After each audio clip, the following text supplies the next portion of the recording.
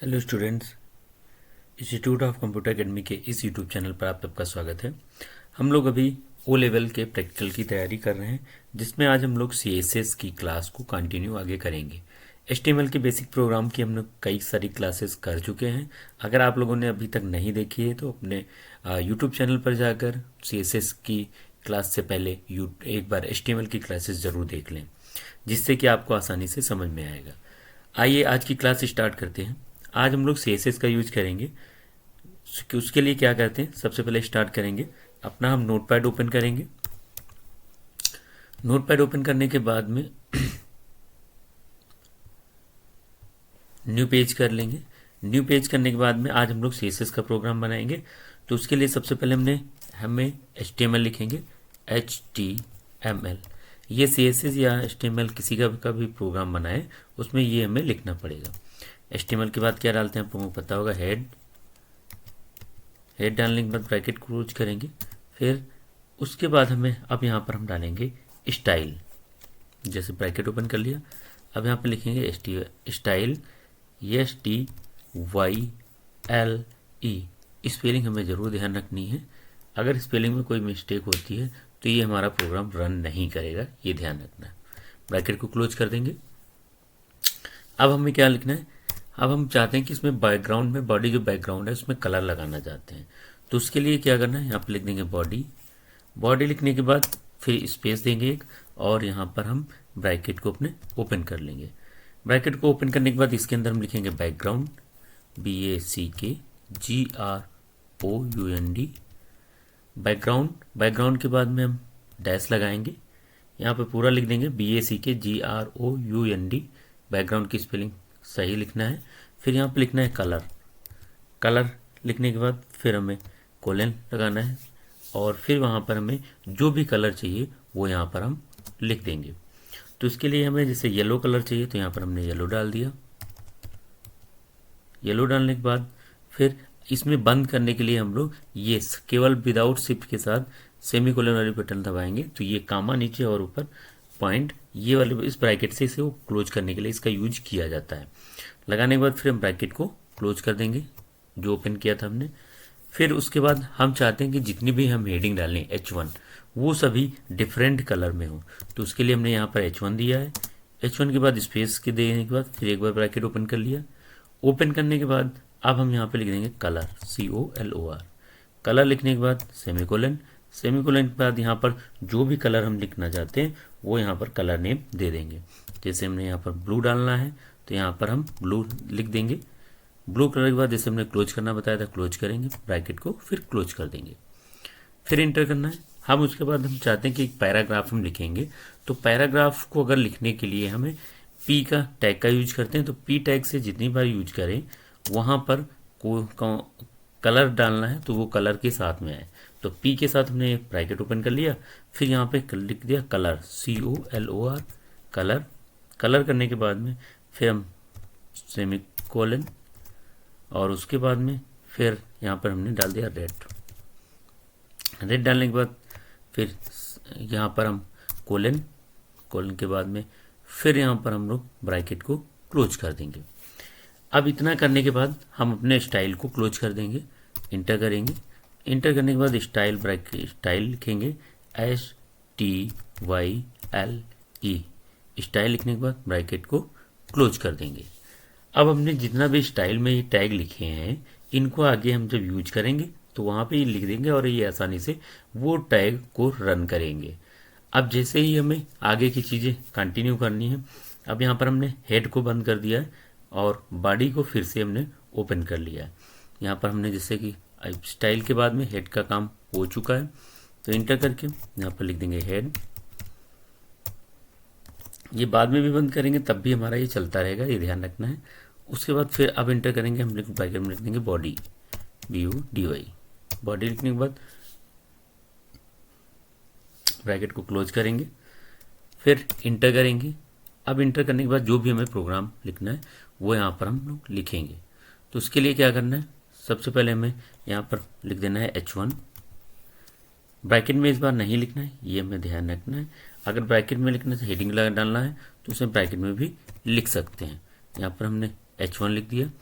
H1 के बाद अब कोई हेडिंग डालनी है तो वो हम डाल देंगे। जैसे हमने यहाँ पर डाल दिया दिस इज ए हेडिंग, या फिर हमने इंस्टीट्यूट का नाम डाल दिया यहाँ पर हेडिंग में, institute of computer academy, institute of computer academy. Close करके हमने H1 को क्लोज कर दिया और फिर इंटर कर दिया। फिर इंटर करने के बाद अब इसमें हम पैराग्राफ में टाइप करना चाहते हैं, तो पैराग्राफ में अगर टाइप करना है तो उसके लिए हमने जो भी टैग यूज किया था उसको यहाँ पर लिख देंगे पी टैग। पी टैग लिखने के बाद अब हमें पैराग्राफ में लिखना है, तो यहाँ पर हमें एड्रेस डालना है, तो उसके लिए हमें क्या करना है, एड्रेस यहाँ पर लिख देंगे पैराग्राफ में, नियर GIC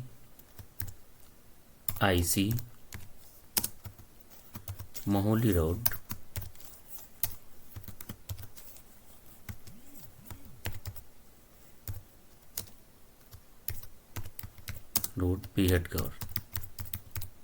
बीहटगढ़। इतना लिखने के बाद हम पैराग्राफ को भी क्लोज कर देंगे और ब्रैकेट को क्लोज कर देंगे। ये करने के बाद अब हम फाइल को अपनी सेव करके देखेंगे। फाइल को सेव करने के लिए कंट्रोल S वाले बटन में जैसे पहले सेव करते थे उसी तरीके से सेव करना है, कंट्रोल S डाल देंगे। उसके बाद में हमें जो भी फाइल है सेव करना है उसको हम यहाँ पर सेव कर लेंगे। यहाँ पर जिससे हमने डाल दिया ICA, सेंटर का नाम डाल दिया 1.html के नाम से फाइल को सेव करना है, तो हम यहाँ पर इंटर कर दिया है। अब हम अपनी फाइल ओपन करके देखेंगे, ये सबसे ऊपर आ जाती है ICA.html, डेस्कटॉप पे हमने सेव किया फाइल, इस तरीके से आ रही होगी, आप लोगों को दिखाई दे रहा होगा। अब हम अपना नोटपैड भी ओपन कर लेंगे साथ में, फिर उसके साथ में आपको दिखाते हैं हमने क्या इसके साथ किया है। यहाँ पर हमने HTML हेड टाइटल और ओपन किया था, HTML हेड डाल दिया था। स्टाइल को हमने ओपन कर लिया है क्योंकि हम CSS का कोडिंग कर रहे हैं, इसलिए स्टाइल ओपन कर लिया। बॉडी लिखने के बाद यहाँ पर बैकग्राउंड डैश कलर और सेमीकोलन के साथ येलो लिख दिया है। इस तरीके से अगर हमें लिखते हैं तो हम इसमें CSS के साथ में इसको बना सकते हैं और इसका बैकग्राउंड कलर येलो आ जाता है। H1 में हमने क्या दिया था, H1 में यहाँ पर ब्लू कलर दिया था तो इसलिए ये ब्लू कलर आ रहा है। पैराग्राफ में हमने रेड कलर दे दिया है तो ये रेड कलर आ रहा है। उसके बाद हमने स्टाइल को बंद कर दिया था और बॉडी बंद कर दिया था। यहाँ पर ये H1 को रेड कलर ब्लू कलर से डिफाइन कर दिया गया है, पैराग्राफ को रेड कलर से डिफाइन कर दिया गया। अब हम यहाँ पर जितनी बार भी H1 लिखेंगे ऑटोमेटिक ये कलर ले लेगा और पैराग्राफ जैसे हम डालना स्टार्ट करेंगे और ये रेड कलर ले लेगा। इससे कि हमें फ़ायदा क्या होता है, हमें बार बार जैसे अगर हमें हेडिंग्स में कलर्स डालने हैं तो उसमें डालने की ज़रूरत नहीं होती है और एक बार ही डालने से जहाँ जहाँ हम इसका यूज करेंगे ऑटोमेटिक हो जाएगा। अब जैसे एक बार हम और देखते हैं, अब यहाँ पर हम लोग यूज करेंगे, डालेंगे H1 कर देंगे ब्रैकेट में। ये ध्यान रखना अगर स्मॉल लेटर ऊपर हमने लिखा है तो यहाँ भी स्मॉल लेटर लिखना पड़ेगा। अब यहाँ पर हमने डाल दिया part of the computer, part of the computer. हमने केवल यहाँ पर H1 में लिखा है, ये हमें ध्यान रखना है। फिर यहाँ पे H1 क्लोज कर दिया और पैराग्राफ में क्या करना है, पैराग्राफ ओपन कर लिया है। पैराग्राफ में हमें फिर पार्ट H जो कंप्यूटर के पार्ट हैं वो लिख देंगे। तो यहाँ पर जैसे है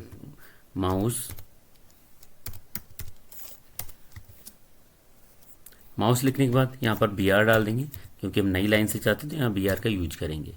तो यहाँ पर माउस हो गया, मॉनिटर हो गया, कीबोर्ड हो गया, कीबोर्ड के बाद फिर हम BR डाल देंगे, ब्रेक डाल देंगे, मॉनिटर, CPU, यहाँ पर हमने डाल दिया CPU, फिर BR यहाँ डाल देंगे, ब्रैकेट को क्लोज कर देंगे, यहाँ पर डाल देंगे मॉनिटर।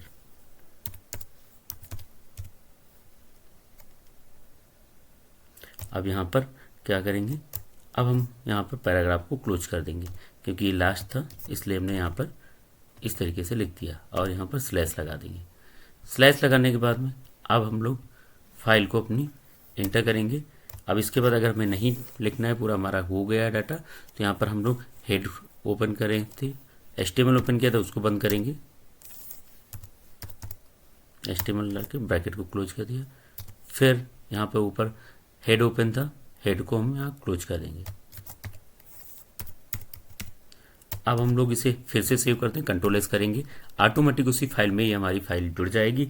अब हम ओपन करके अपनी नेट वाली फाइल देखेंगे। जैसे ही हम रिफ्रेश करते हैं आप लोग देख रहे होंगे कि हमने केवल H1 लिखा था, वहाँ पे कलर ऑटोमेटिक वो ले रहा है। H1 लिखा था पार्ट ऑफ द कंप्यूटर में, और यहाँ पर वो कलर ऑटो जो ऊपर था वही यहाँ पर आ गया है। पैराग्राफ केवल हमने P लिखा था, और पैराग्राफ का जो कलर डिफाइन किया गया है वो आसानी से यहाँ पर आ जाता है।